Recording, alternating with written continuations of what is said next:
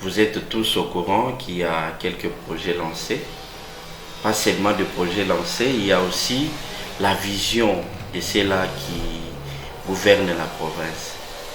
Une vision claire, pleine de volonté, mais nous sommes tous conscients qu'il y a un lenteur.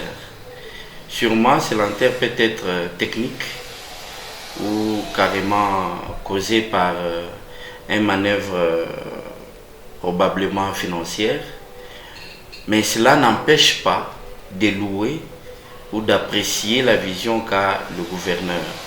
Un homme d'État, il ne peut pas tout dire. Il ne peut pas venir auprès de vos caméras dire des choses purement politiques. S'il y a quelque chose qui ne va pas, il est le seul qui endosse la faute parce que la population tout entière attend beaucoup de lui. Mais n'oublions pas qu'il a la responsabilité, mais il doit aussi avoir l'accompagnement. L'accompagnement peut être financier, moral, mais tout ce que nous allons demander à la population, c'est que nous devons d'abord aimer notre province.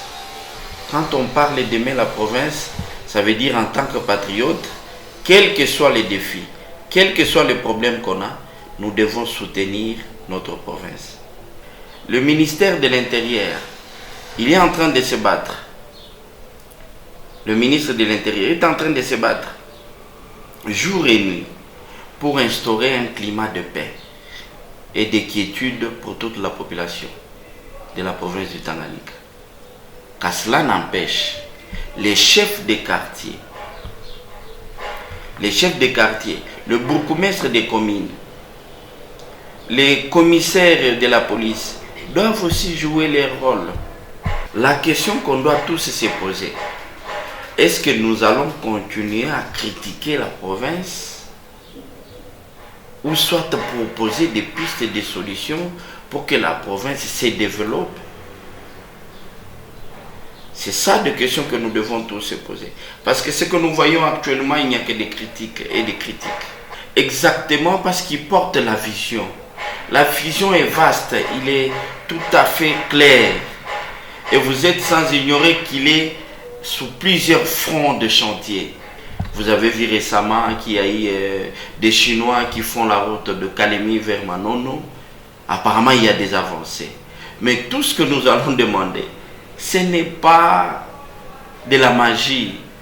On ne peut pas éclairer toute la ville d'un coup. Que la ville soit éclairée, il n'y a que Dieu qui avait la possibilité de parler et qu'il y a quelque chose qui s'est créé. Mais en tant que deux êtres humains, tout est question de processus.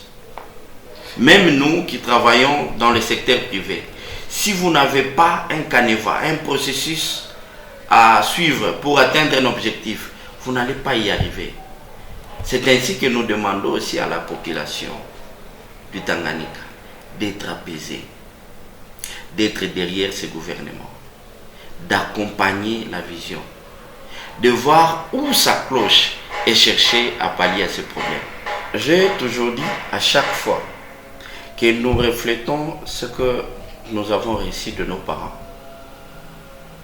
Si nos parents ont eu à donner aux enfants une bonne éducation, l'éducation se fera observer partout.